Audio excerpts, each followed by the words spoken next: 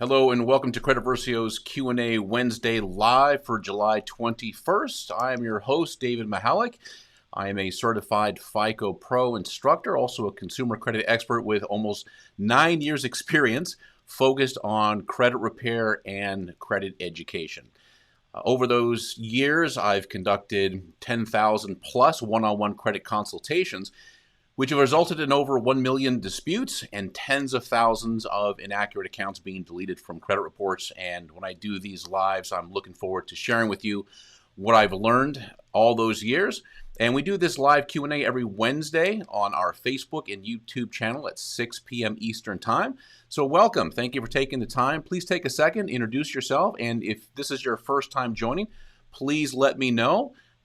Thank you so much for being here.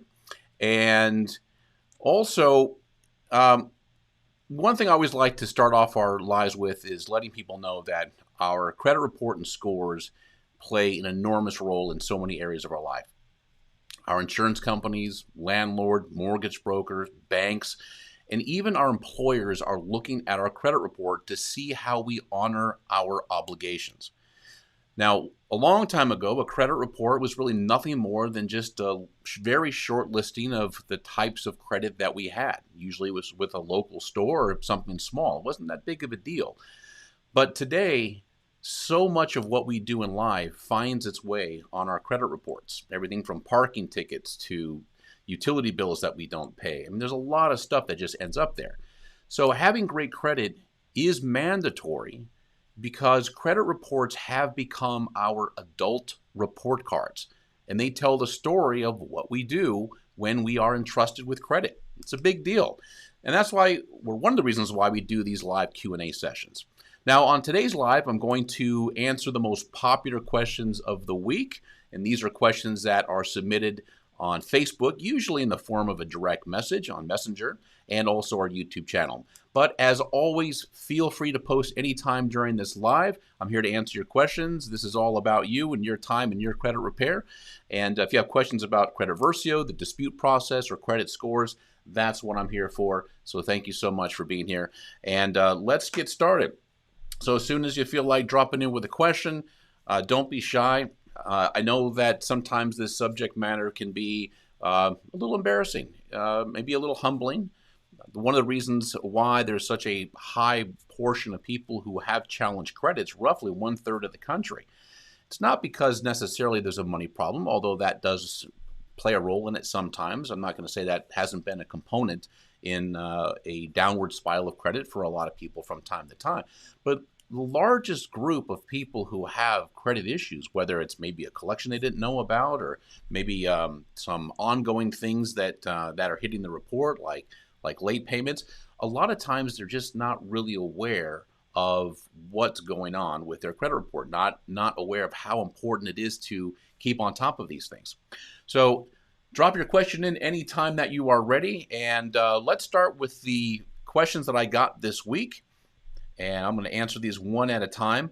I stripped out the name of the person that submitted because typically what happens is I get this question 2, 3, 5 times in a week. So what I do is I collect all the questions and I just pick the ones that are the most popular. And then if this encourages you or inspires you to ask a question that's sort of on the same lines, then feel free. Okay, so this question, I got this probably 2 or 3 times this week. I mailed my 4th round dispute letters last week. Why do some accounts get deleted and others don't? So this is a really common thing. So this is a multi-part answer. The first thing is that there's only, under the Fair Credit Reporting Act, there's 4 sets of circumstances, 4 descriptions for why an account is deleted. Let me just move this down a little bit. Hopefully you can still see it. The account has to be one of these 4 things in order to get removed from a credit report or repaired, and I'll go into that in a second. It either has to be erroneous, which means that the account is just flat out wrong. Something about it is wrong. Outdated, meaning it's over the 7-year mark. It's not supposed to be reported by law. Negative accounts or derogatory information drops off 7 years from what's called the DOFD, date of first default. It's typically that first 30-day late payment that then went to a 60 and then a 90 and then a 120, maybe a 150. and then that account gets charged off. It becomes what's called a collection charge-off. Now, this is how it happens most of the time. Well, where does that 7-year history or that 7-year timeline begin? Well, it's right there at that 30-day mark. Now, this is a really critical thing to know. And by the way, you're not going to see this on a credit report. This is hard-coded in what's called the Metro 2. It's the code that bureaus and data furnishers, aka creditors, this is the code that they use to communicate with each other. Now, sometimes what happens, and this is the reason why I'm emphasizing this, is people will have a 30-day and a 60-day and maybe another 30-day, and then they get caught up. They start making payments on time, and then it's a 30-day and a 60, and then it goes into default. Well, that DOFD isn't that first 30-day. It's the one where you got caught up and then you hit that 30-day late again. It's the 30 days that leads to also what's called terminal default. So 30, 60, 90, 120, maybe 150, maybe 180, just depends on what kind of a loan it is or what kind of creditor it is. And then it goes to collection charge-off state. Okay. Now, so it's outdated. So it's erroneous, outdated, meaning over 7 years. Incomplete, meaning that there's just not enough information there to verify the account or to explain what the account actually is. And then the fourth one is unverifiable. Now, that's a big one. Now, to be clear, most of the time when an account gets removed from a credit report, it's that fourth one. It's because it's not verifiable, meaning for whatever reason, the creditor just took it upon themselves to receive the dispute. Maybe they don't have the information. Maybe the account's been archived, and they decided to delete the account. Now, sometimes it happens on that first round of disputes. Sometimes it happens on that third, fourth, sometimes even a fifth dispute. That's why the dispute process is truly a multi-letter process. Getting back to the question, mailed my fourth round dispute letters last week. Why do some accounts get deleted and others don't? Well, just like what I was talking about. When accounts are not erroneous, not outdated, not incomplete, and when they are verifiable, the accounts will remain. Now, an important component to add to this is there's no such thing as magical dispute letters. Now, if you were on last week's call when I had John Alzheimer with me, John Alzheimer, former FICO, former Equifax, and when he was at Equifax, for a time there, he was doing dispute resolution. So this is the guy that worked in the department that received 10 to 15,000 dispute letters every single day, just like every credit bureau does. And he'll be the first one to tell you, just like another friend of mine who did the same job over at TransUnion, that no dispute letter is magical. There's no dispute letter that can say certain things that's going to trip up the bureau or trip up the creditor and make the account unverifiable or outdated or incomplete or erroneous. The account was that way to begin with. The dispute letter is just really a simple formality of challenging the account so that an investigation is open so that the bureau and the data furnisher, also called creditor, can do an investigation and provide you with the results. It's really not as complicated as people would make it out to be. And this is coming from a guy who's done 1 million+ disputes, and that doesn't even include what's going on with Credit Versio, which is substantially more. Okay, so the answer to this question, why do some accounts get deleted and others don't? It might be because the account is just not in violation in any way. Also, too, there's another part to this question, which is, well, why does an account get deleted from one bureau and not get deleted at another? And you know what? I think that one is actually our next question. So let me put a pause there, and we'll get on to the next question.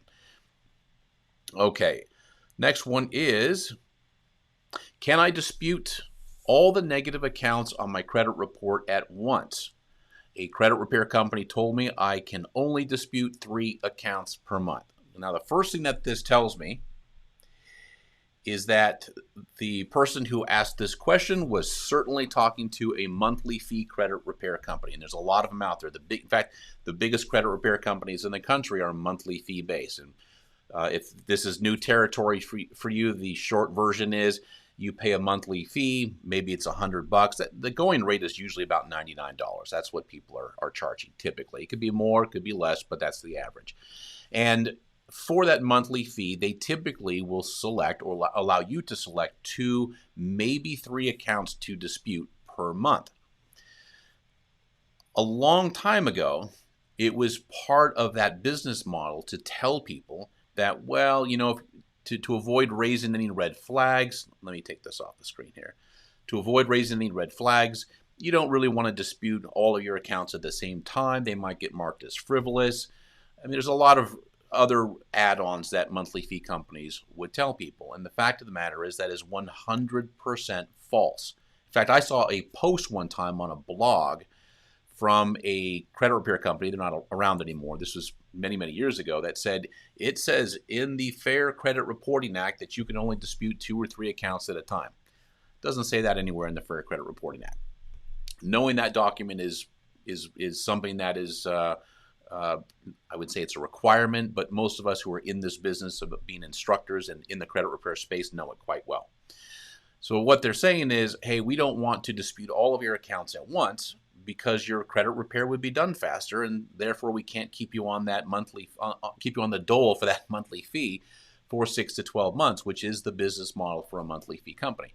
Now, you're not going to hear that coming from a paid-on results company. Now, before I was with Credit Versio, I was the VP of probably the largest paid-on results credit repair company in the country.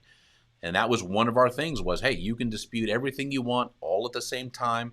There are no consequences. Nobody's going to come knocking at your door and say, hey, you can't do that. It is your legal right to dispute as many accounts as you want all at the same time. Let's see. Yeah. Okay. So that's the answer to that question. And so today what we'll do is I typically like to go about 30 minutes, maybe 45 minutes at the most. So if you got something in mind you'd like to ask, go ahead and shoot it up on the screen. We do have a handful of people watching. So don't be a stranger. Thank you for the likes and everything that I'm seeing coming up. I appreciate that. Let's get over to the next question. Question number 3. Will disputing an account reset the 7-year timeline or drop my credit score? This is probably the most common question that I get, specifically the last part of this question as it relates to credit score. Okay, so ML, I see your post. Let me just dive into this one a little bit, and I'm going to answer your question. Okay, will disputing an account reset the 7-year timeline? The answer to both of these questions, no and no. The timeline, that 7-year timeline, just like I mentioned a second ago, is hard-coded into the account itself. Now, you and I don't see that. I'll give you a little bit of interesting trivia here. I think you might find interesting. You and I have never seen a credit report in our lives. I know, right? We get this stack of papers or a PDF on our computer. It's our credit report. It's got our scores. It's got all the accounts on it. We call it our credit report. But in reality, that's not a credit report. It's called a consumer disclosure. It's a really, really brief snapshot of the accounts on our credit report, or in our file, I should say. And it's really dummied down. It's like name of the creditor, the account number, data was open, da-da-da-da-da-da-da. It's about maybe 12 line items. And that's it. When you go and apply for a home, that's not what the mortgage broker sees. They see a little bit more of a robust file. If you and I were to ever see what our credit reports look like, they're massive. Everything that we've ever done, even though it's not on our credit report, is still in the file. It's just hidden. It's called suppressed information. So when you and I look at a credit report, we're just seeing a little bit of information. Now, does disputing reset the 7-year timeline? No, the 7-year timeline until that account falls off is hard-coded into the Metro 2. And if you were to get a credit report from the bureaus, and you're not going to see this when you go to a consumer credit reporting place like Smart Credit, Identity IQ, 3score.com, MyFICO. It's the credit report you get from the bureaus. And when you have it, if you look on the right-hand side, it'll say this account is due to report until, and it'll tell you when it'll stop reporting. That date comes from the DOFD, the date of first default. Okay, so to answer that question, if you pay a collection, if you make a partial payment, that can reset the 7-year timeline. That can reset it for you. So that's why you want to pay. Anytime you do a deal with a collection company, pay it in full. Otherwise, you can reset that. Now, does disputing drop your credit score? No, it never does. In fact, just the opposite. Now, if you've ever bought a home before, if you've ever had that sit down with a mortgage broker, one of the things that mortgage broker is going to tell you, among many, is don't apply for any new credit, don't go out and buy a car, and don't dispute anything. On your credit report, if you've looked at it before, in the remarks section, or somewhere close to the remarks section, some reports can be slightly different, but it'll say in dispute. It'll give it a status of in dispute. When your account is in dispute, those accounts can be removed from the scoring model. Now, when you go buy a home, that is a very old FICO score. It's a 20-year-old score. And accounts that are in dispute are removed from the scoring, which means it can artificially increase your credit score. That's why your mortgage broker, that's why the underwriter will not allow you to go through the underwriting process while in dispute. You got a higher credit score, most likely. Okay, now that used to be like a trick. Let me just dispute everything and go into qualification. It'll artificially inflate my score.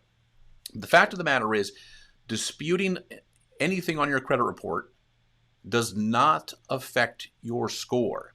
Okay, it's equivalent to this. Your credit score is a grade. It is a grade of how well you're managing your credit. In fact, let me show you a real quick snapshot, then I'll get to your questions. Okay, this is a FICO chart.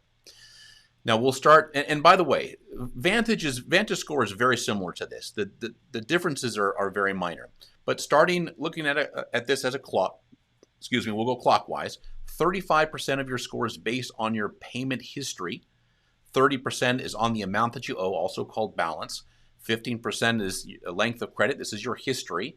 Type of credit. This is just the credit mix. And then new credit. This is the type of new credit you're getting. Also includes inquiries, but it isn't totally inquiries. Now notice, zero area of this is dedicated to disputes. Disputes are not part of your score. They do not affect your score, apart from artificially increasing it under a mortgage FICO. Okay, let's get to a couple of questions here. ML Kilgore, can collections report an account as an open account? There's a couple of different answers to this. Yes, they will, because it's open with a third-party collection company. Now, it doesn't mean it's still open with the previous company. It just means it's open with them.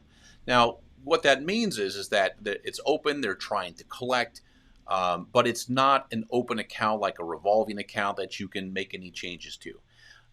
Collection accounts are referred to as accounts that are in terminal default, meaning they're done. Okay, they're just closed. But just because it says open doesn't mean there's any pluses to it at all. It doesn't really change the status of the account. It can say open, it can say close. That's not really what Vantage Score and FICO is reading. What they're reading is the payment status. So if you look down your credit report about midway, it'll say payment status, and it'll say collection/charge-off. So we're looking for what affects the score, whether it be FICO or Vantage Score. That's what they're looking for. That it's a collection, which is coded 09. That's just the code that identifies what it is, and the payment status. Okay, hope that answers your question. If you want a little bit more detail on that, feel free to post. Rayuna Smith, does adding a personal statement to your report help with credit decisions? You know, that's a great question. I forgot how much room you have to add a personal statement in the remarks section. I think it's something like 100 words, but I might be wrong on that. The answer to the question is no, because nobody's really reading that.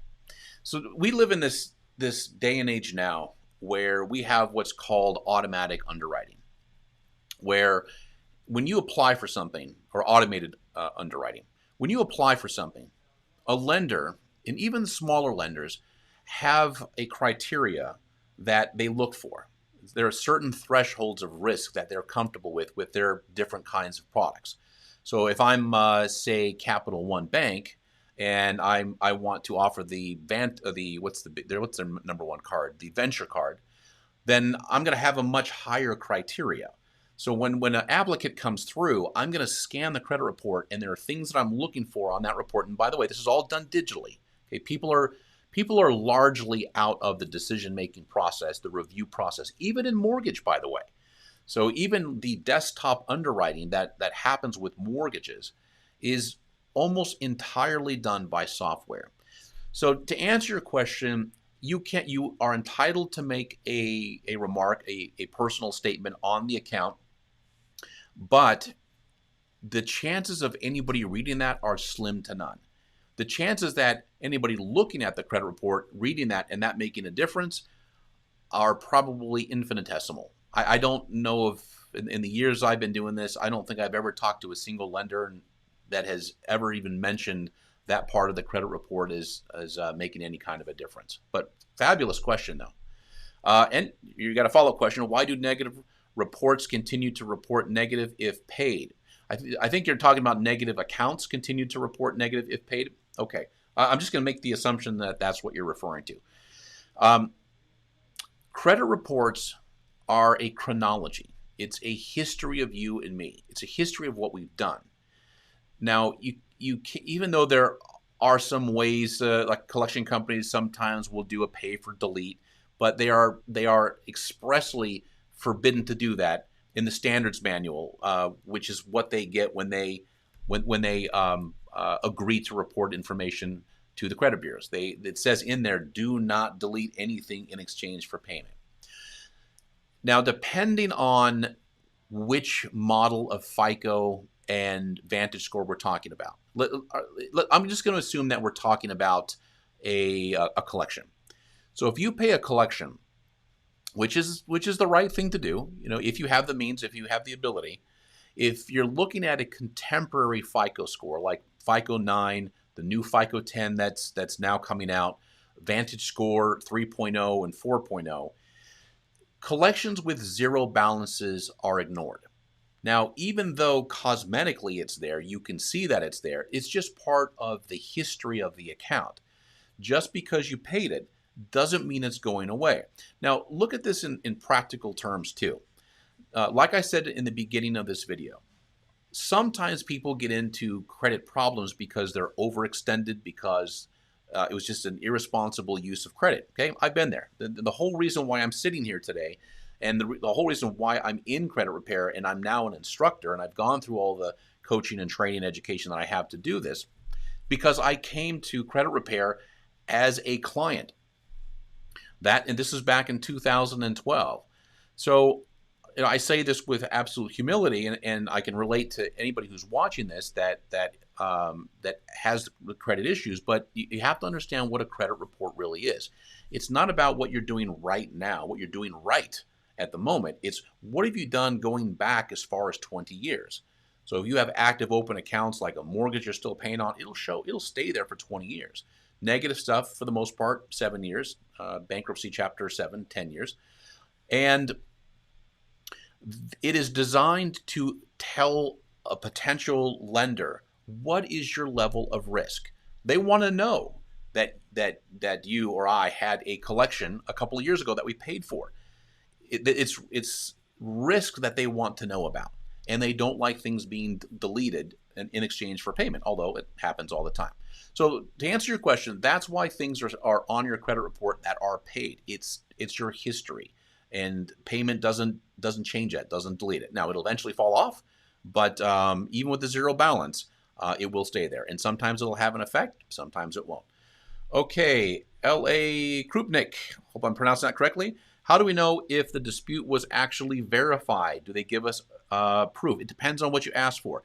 Remember, when you're doing a dispute, I'm going to make the assumption you're using Credit Versio, you're disputing with the bureaus, which is ideal. And the reason why you want to dispute with bureaus is bureaus are ultimately responsible for the information that's on your credit report.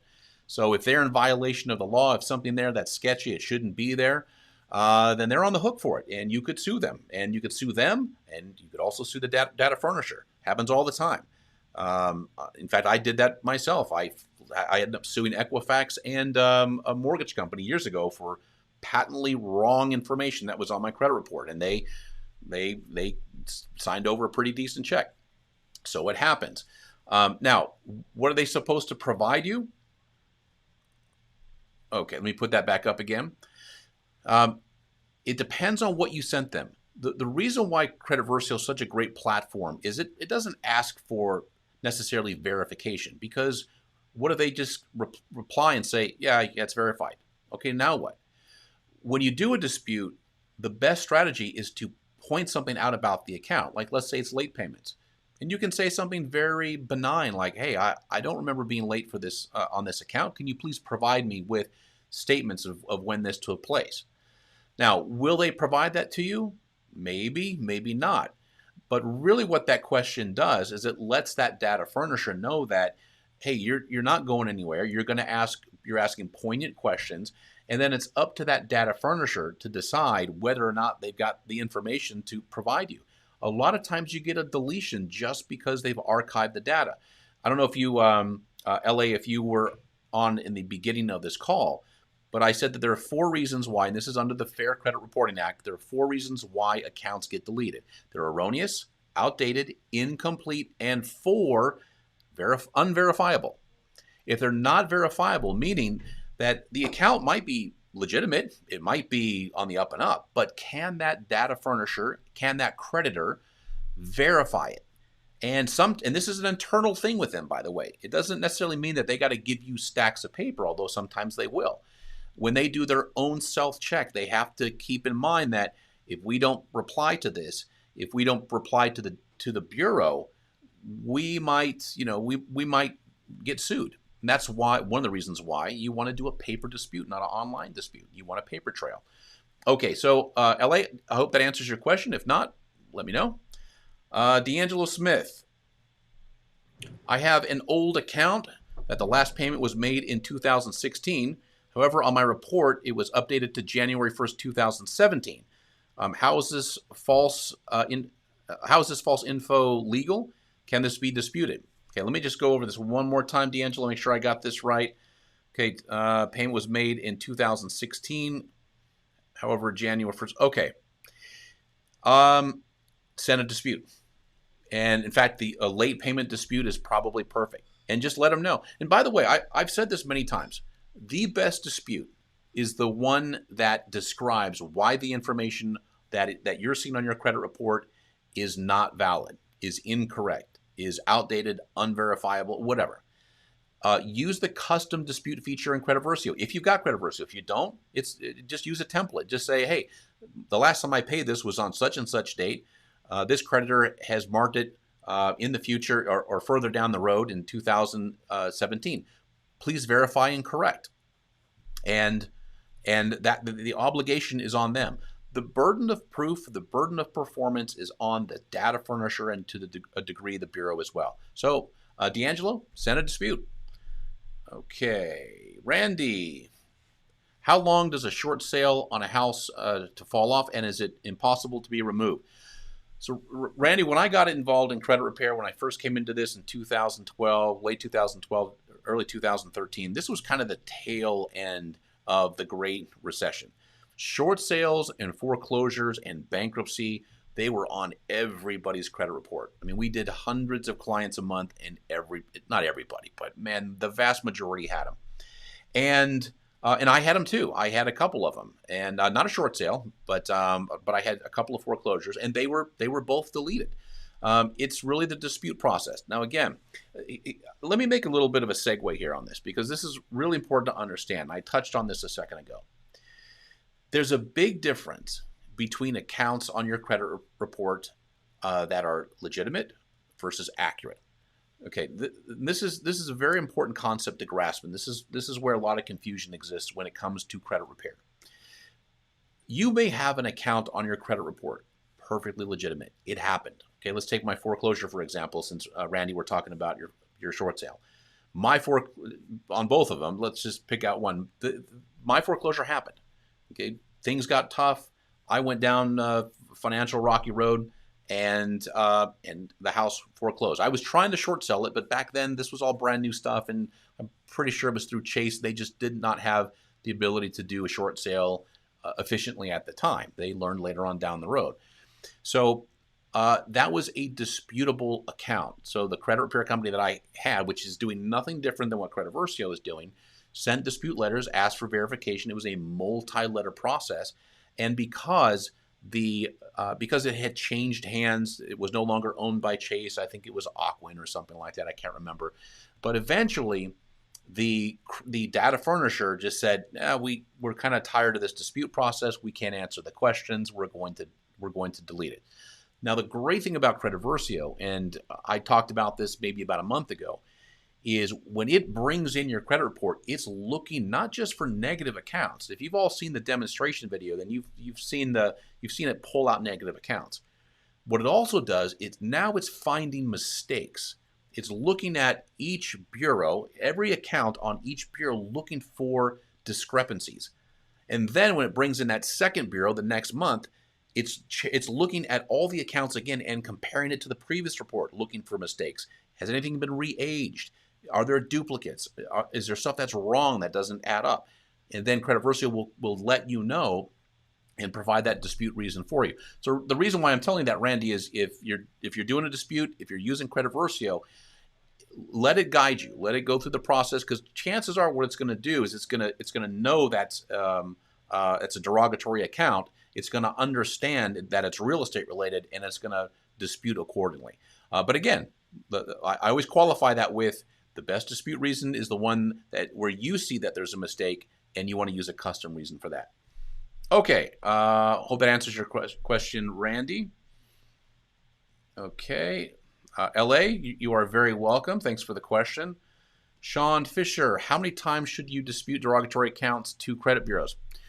Excellent question.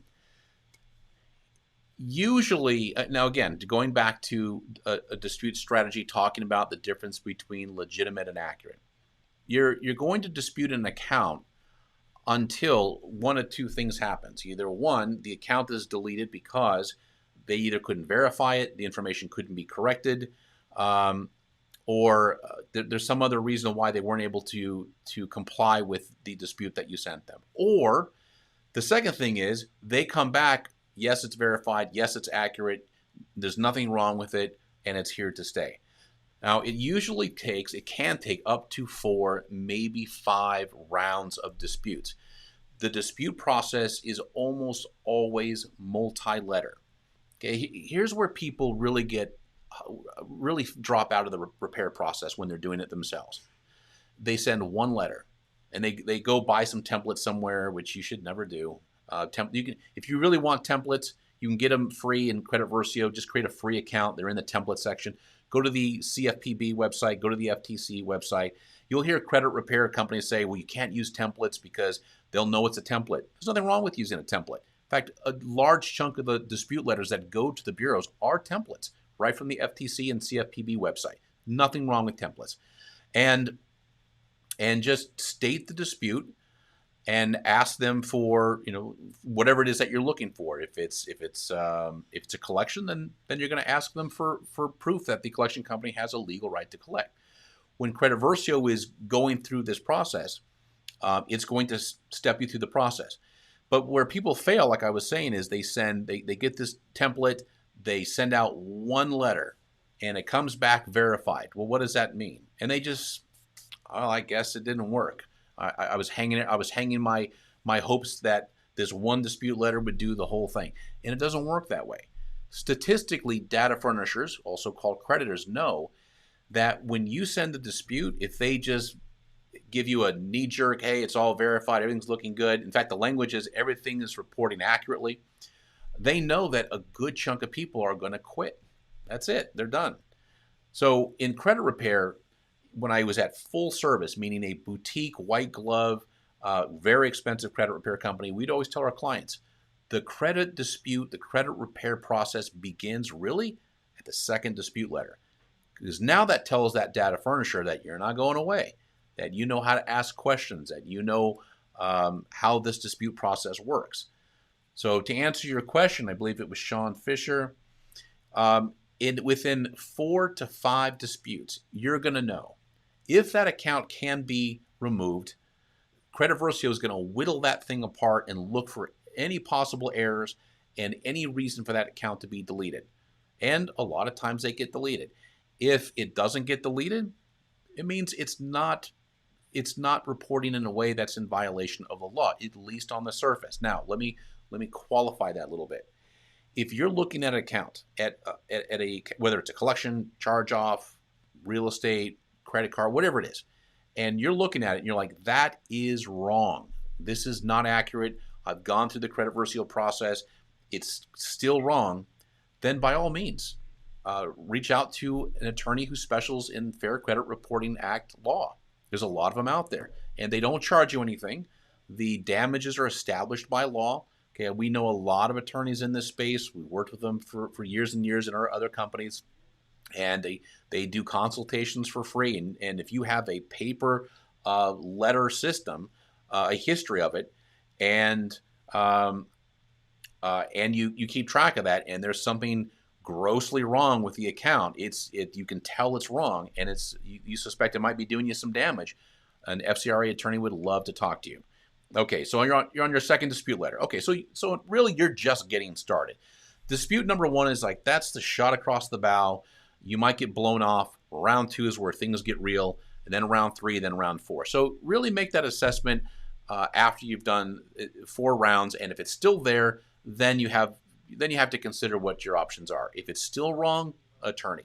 If it's not, say if it's a collection and it's got a balance, settle it. If you have the means and the ability to settle debt, settle debt.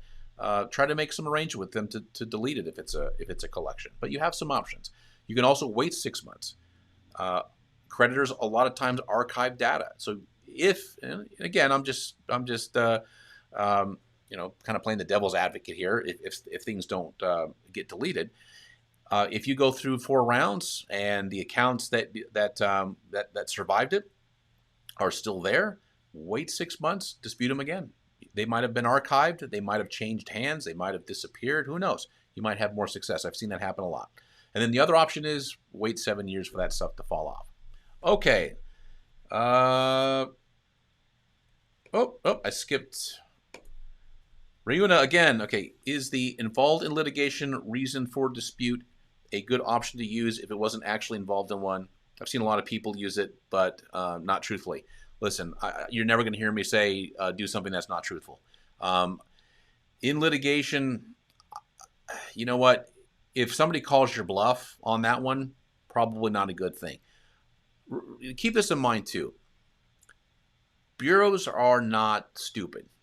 Data furnishers are certainly not stupid. They see it all. Okay, any crazy reason that you see online in blogs and groups where like I use this reason and it worked for me. Okay, it might have worked for them under their unique set of circumstances, but as a blanket dispute reason, involved in litigation is not really a reason to remove anything. Let me give you an example. We used to work in my old position. We used to work with an attorney who would sue timeshare companies. And when timeshare companies end up on your credit report as a charge-off, I mean, it's a very messy situation. Now, that was an account in litigation. And what would happen is once that was resolved, then in the court order, usually part of the condition or part of the settlement was that this information had to be removed from the credit report. So that's the only set of circumstances where an in litigation situation was used to get something removed from a credit report, but it came with a court order. So take that for what you will. But like I said, I wouldn't. I'll tell the truth in your disputes.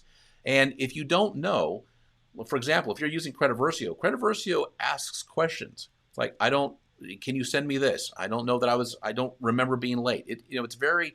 It's very kind of benign. It's not saying, hey, this is absolutely wrong on such and such date. It's putting the onus and putting the burden of work and proof on the data furnisher. Okay, hope that answers your question. If not, then feel free to post again. You are very welcome, Sean Fisher. Conchetta, if you file for bankruptcy and it was discharged, can the lender sell it and sue you for the balance even though it was included in bankruptcy? Absolutely not. If it was discharged in bankruptcy, it is a dead debt. You are protected under bankruptcy law from things like that. If anything like that happened, that is a phone call to an FCRA attorney.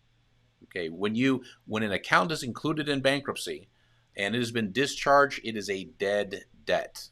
In fact, when you go to have your meeting with the creditors, the court puts what's called a temporary stay or a moratorium on reporting, which means all that information is now dead. In fact, it scares creditors so much that if you were to go into a Chapter 13, now this is a restructure of debt that's done through the court. Creditors are so paranoid about violating the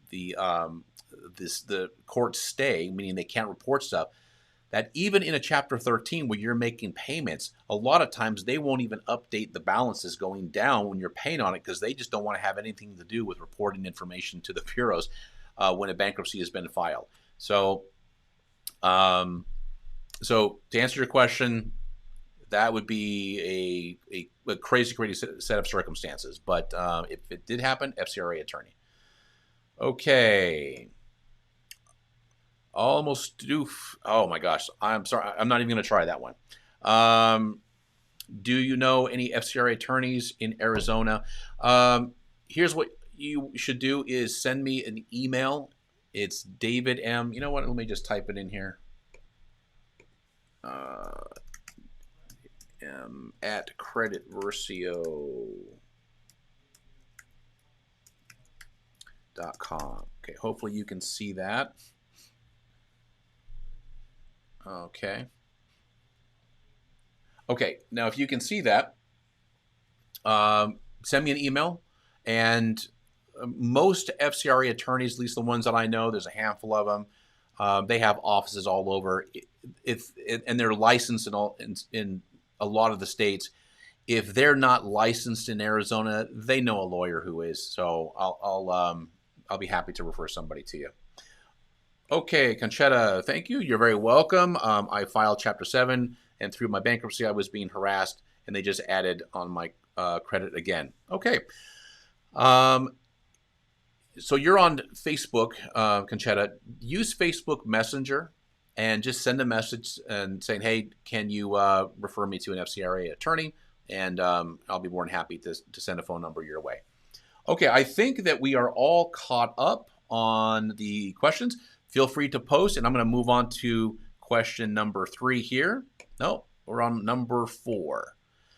Okay, nearly all of my negative accounts have been deleted, but my credit score hasn't gone up. Why? Okay, this is a big one. If you were here in the beginning of the call, one of the things that I said was that I've done over 10,000 one-on-one credit consultations. Essentially what I was doing was going over their credit report, discussing the repair plan, finding out what's going on in their life, have they recovered financially, are they good candidates for credit repair. And one of the things that I see all the time is that when people go through a bad period, and this applied for me too, like I'm 51 years old, and my credit file only goes back about 9 years, like when I came back and started rebuilding my credit, even though I purchased homes and cars going back 30 plus years. But I had to rebuild again. So when a lot of people come into the credit repair space, let me get rid of this here. What happens is all the credit's bad. Everything goes south. And they're in the repair process trying to delete as much of that stuff as they possibly can. And the line that I've literally told thousands and thousands of people is this, and I'll share it with you. The absence of bad credit does not mean the presence of good credit. So what lifts your score is your good credit. Remember, a credit score is a grade. It's a value put on you as a measurement of risk. Of course, the higher the score, the better. Somebody's got a 750, 760 score or higher. Creditors know that it's virtually impossible for that person to be a high risk, that they're going to miss payments. If somebody's in the 5s and the 4s, that creditor knows that this individual is not just high risk, but they might not have anything on their credit report that demonstrates that they are a good credit risk, that they know how to manage credit. So in that question that was asked, I got this a couple of times this week, was, hey, I'm getting stuff deleted from my credit. Things are going great, but my score's not moving. The answer is, and the reason is because there's no reason for that score to go up. The way that that credit repair works ideally is your good credit. So here's your good credit and here's your bad credit. And let's just say they're battling each other. and your scores are stuck at 600. But when this stuff gets deleted, it lightens the load, and then your score is based more off of your good credit. Okay, I'm oversimplifying this, but just to give you an idea of how this works. So when we have people who have just negative credit and it's getting deleted, but there's nothing here or very little here or new credit here, or they have what's called a thin file, which is they got 1 or 2 accounts that are less than a year old, then it's just not enough to lift it high automatically. So it's two things. If you find yourself in a situation where you're doing the repair and you don't have any credit at all or very little, remember two things. It's building, it's rebuilding, and deletion. Rebuild, deletion. Delete as much as you possibly can. Rebuild smartly. If you haven't watched the coaching videos in Credit Versio, it's also on YouTube as well. They're under coaching videos. I believe there's 11 of them there. And they're core videos that I created that explain everything you need to know about how credit works, what to do and what not to do. And this is the stuff, really this is the conversation that I wish somebody would have had with me when I was 18 years old before I got my first credit card. And also if you're going through the repair process, they're very helpful as well. Okay. You are very welcome, Conchetta. Okay, great. Email me. I'm happy to respond to it. And let's get to question number, I think we're on 5 now. Okay. Is there such a thing as a negative account I shouldn't dispute even if I see something wrong with it? Okay. Now, here's a set of circumstances where getting a deletion might not be the best thing. And let me give you a real world scenario that I saw maybe about 2-3 weeks ago. So there was a guy that had a charge-off account that was 6 years old. And it was a credit card. It was his oldest line of credit. It was his oldest line of credit by about 2 years. And remember, what percentage of our credit is age? Let's bring the FICO screen up here, the pie chart. Length of history right here, 15%. You can see it on, I think it's going to be on your left-hand side, about your 9 o'clock position. Okay, so 15% of your score is based on your history, on how much time you have on file with the bureaus. Well, what happened was he disputed the account because it was a collection charge-off and it was deleted. The problem is that he really wasn't paying a negative price anymore for that charge-off. If you have other good credit, chances are you've recovered from a collection charge-off within 24 to 36 months. So it's there cosmetically, but it's not really doing any score damage. So when he disputed it, it was deleted and his score dropped a little bit. Now, I know what I said earlier, that disputing things doesn't drop your credit score. And that's true. The score still comes from the accounts that are on your credit report.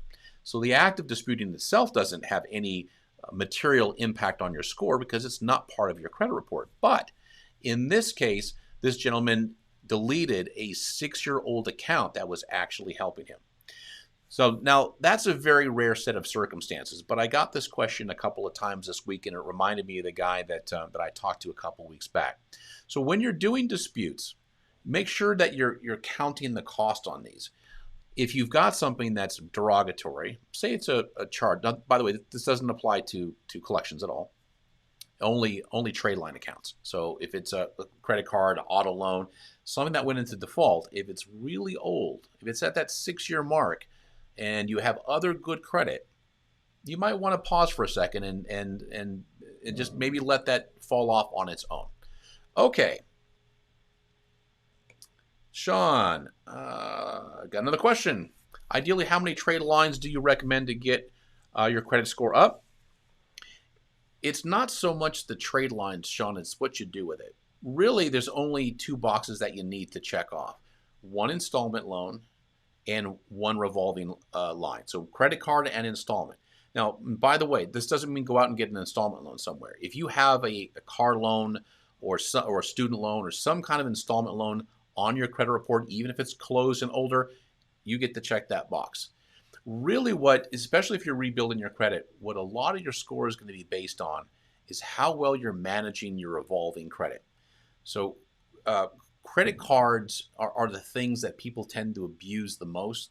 It's one of those lines of credit that can both make and break your score. And what I mean by that is, if you're the person that goes out and you've got one credit card, it's a $300 secured line of credit. It's a Visa card for $300, and you go out and you have a fancy dinner and you spend $295, and you don't pay that off. That gets reported. You might see your score tank. And the reason why it might tank is because that is a high risk move. Credit utilization is a massive part of your score. It's not 30% of your score, but it's in that 30% category of your score. In fact, I'll bring the FICO chart up again. And if we look at the 6 o'clock area on the pie chart, if it were a clock, 30% right there is amount owed. I got my face in the way, but we can see amount owed right there. That is a big chunk of your score. Overutilizing credit cards is one that can hurt you quite a bit. So if you don't have Self, I love Self. We don't partner with them. I mean, maybe we will in the future, but just go out and get a Self account. We got one of the guys that's actually in here that works in the call center that has it. Really helped him out a lot. I've seen it help a lot of people. I don't think it really costs anything. I'm not quite sure. Maybe a few bucks. Make sure you have at least 2 or 3 revolving cards, and keep your balances paid to zero. One of the things that's going to help you the most is time. It's just doing the right thing over a period of time. Have somebody add you as an authorized user. And I cover this in the coaching videos on our YouTube channel. They're also in Credit Versio. Go into tutorials. You'll see coaching videos, and watch the video on authorized user. It's a huge, huge tool. It really helped me when I was coming back around again and building credit again. I was added on as an authorized user on a couple of cards, and boy, it made a difference. Okay, Sean, I hope that answers your question. Oh, and by the way, as far as trade lines go, it doesn't matter. I mean, when John is on the line with me here, when he does the live with me, he was on last week. I don't know how many cards John has. I think he might have told me one time he's got like 25 or 30 credit cards. It doesn't really matter how many you've got. It's how many you're using and what your exposure is, how many of those you have a balance on. All right. And I think we're at the last question. Here we go. Yeah. It's 2021. Why should I send a paper dispute instead of disputing accounts online? That's probably a daily question, actually. And it makes total sense. I can completely sympathize with that question. Why are we sending paper disputes? The laws that were written for you and me to dispute accounts on our credit report were written in the 70s. Now, granted, the Fair Credit Reporting Act has been amended, but paper disputes were the standard of the day. And you have to take in consideration laws like this, big federal laws, they don't change frequently, and they don't, a lot of times they don't even account for changes in technology. The other side to it is this. When you dispute online, and by the way, I have on record, and this is in videos that I've done, you can find them in on the Facebook page and also YouTube, where I've interviewed a gentleman by the name of Steve Rigger. He used to run the entire dispute division for TransUnion on the West Coast. And he even said, don't dispute online. Because one, if you don't read the fine print, you don't know what rights you're waiving. It's that convenience of disputing online comes with a cost. And sometimes it means that you're one and done, meaning you can't do a follow-up dispute. You agree that once you do this one dispute, if they blow you off, you're out. You can't do anything else. And there's also some limitations to how you can dispute and what you can put. So a paper dispute does not put those limitations on you. You can dispute. You can use the language that you want. You can include attachments if you want. You can do that too in an online dispute, but it's far more limited. So keep your disputes paper. And also for the two people watching that Conchetta and I think it was Al Mustafa. I took a stab at it. Don't be mad if I didn't get that right. But here we've got two people who might have errors on their credit report that are in violation of the law, and they need to escalate to an FCRA attorney.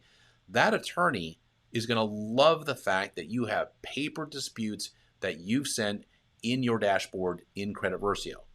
Whereas if you did an online dispute, guess what that attorney is going to have to do? He's going to have to dispute it all over again, because there's nothing material there for you to give that attorney to let him or her know that this was done in the past. Okay? All right. Let's see. Patrice, I was approved with Self while still in bankruptcy. They are great for rebuilding credit. Yeah. I've heard great things from them. And if you have an opportunity to get a Self account, then do it. Okay, Rayuna with another question. Why does paying off credit card balance to zero lower your score? It doesn't. It absolutely does not. If you saw a score drop, it was something else. Okay, paying off a credit card balance lowers your risk, and it absolutely will not drop your score. Now, while I'm on the subject, let me just touch on quickly. Then I'll. I think that was my last question that I answered. Let me look at the time here. Oh my gosh, we're going way over what we normally do, so I'll wrap it up with this. Um, on When we're talking about score drop, this is a very, very confusing issue because when people define score drops or they claim a score drop when there really is no drop. What I mean by that is, for example, this is one that we get quite frequently. It's like, hey, I disputed some stuff. Why did my score drop? Well, what happened was they're getting one score from their Credit Versio account, which is coming from Identity IQ or Smart Credit. They're getting a Vantage 3.0 score. And then they go to their Experian app, and now they're seeing a FICO Model 8 score. It's a totally separate score, completely different. Even though they're both valid, they're both real scores, they don't factor things quite the same. Now, if that FICO score is lower, it doesn't mean your score dropped. It just means it's different. That's all that means. Now, there's something called score migration. What that means is every time you get a new credit report, you get a new score with it. Now, once that happens, that credit report and score, it's over. Okay, that's a snapshot in time. That score is valid for that moment that credit report was created. Now, what happens is just through the normal course of living, credit card debt, paying things on time, paying things off, not paying things off, you're going to see a score migration of about 25 points up and down. This is coming from FICO. Vantage score is not any different. So 25 points up and down if you're getting the score from the same source about a month apart. Now, if you're in the repair process, that's different. A lot of chaos can be happening. Scores can be flying up and down as the scoring models are trying to figure out what the heck's going on, especially if stuff's being deleted. So just bear that in mind. Okay. That happened to me too. Randy, not sure what you're talking about, but again, hopefully if there's any suspicion that paying off credit card debt drops your score, it absolutely does not. That is factually inaccurate. Okay. Let's see. One last question from Cell, and then we'll call it a day. I think this is the longest that I've gone on, and we're almost an hour right now. What is the best score that we should be looking at, FICO or Vantage? Okay. The question is about as relevant to saying, hey, what car should I be looking at, Ford or Chrysler? Which one's the real car? Well, they're both real. They're just different. Now, let me qualify that answer a little bit. About 90% of lenders are going to use a FICO score. Okay, but that opens a can of worms. Well, which FICO score are they going to use? Okay, you and I have over 100 different FICO scores. There are what's called generic scores, and there are industry-specific scores. So if you go to your Experian app or myfico.com, you're going to get a FICO 8 score, most likely, which really nobody uses. Okay, that's called a generic score. It's just an educational score. If you go and get an auto loan, there's 2 different FICO auto scores. There's 2 or 3 different credit card FICO scores. There's a mortgage score. There's insurance scores. There's all kinds of scores that FICO makes for different industries. So it's a hard question to answer. And Sal, I totally understand the question that you're asking. It makes perfect sense. But you can't, apart from your financial responsibility, you really can't control the difference between a FICO score and a Vantage score. Okay, they're going to do what they're going to do. There's literally thousands of variables that go into creating your score. The only thing you can do is pay everything on time, use credit limit in a limited fashion, pay the balances of your credit cards off, and let time do the rest.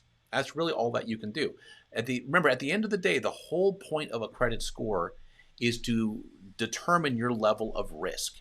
It's to broadcast to lenders, to anybody who's looking at your credit report, who's looking at a credit score, to get an idea of who you are, how reliable are you, and even though FICO and Vantage have different formulas for calculating their score, they're still saying the exact same thing.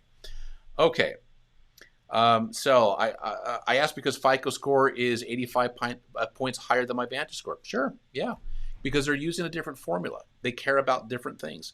It also depends on what FICO score are you talking about? Are you talking about an auto FICO, where they're looking at specifically at auto history and auto actions on your credit report, or a credit card FICO? So yeah, they're never going to be the same. Just like you're not going to slip inside of a like an old Pontiac and think that you're in a Tesla. Okay, they're different. They have a different feel. There's a lot of things about them that are different. Yeah, 85 points can be a lot, but that's how they're factoring your level of risk. Don't beat yourself up over this stuff. Don't try to figure it out. These formulas are proprietary. The best you can do is just what I prescribed: is pay everything on time and do the best that you can do. Okay. Um, I'm glad it makes sense. And by the way, Sel, if you haven't already, go into the coaching videos. If you've got a Credit Versio account, go in tutorials. You'll see coaching videos there. If you don't have a Credit Versio account, looks like you're coming from YouTube. So just look at the channel here. You'll see the coaching videos that I've done. There's about 11 of them, and they'll give you some really good education on how credit scores are formulated, what they mean, what to do and what not to do. Okay. Thank you so much for joining me today. We've definitely gone over the half hour, 45 minutes. I like to keep these to. If you see this after the live, post your questions below. Happy to answer them for you. Thank you again for joining me. We will be back here next week, same time. Next time, I'll have John Olsheimer with me. If you haven't been on with John, he is an absolute treat. 30 years in the business. He's America's #1 credit expert, formerly with FICO and Equifax. And on top of all that stuff, he's very entertaining to watch. So I'll see you next week.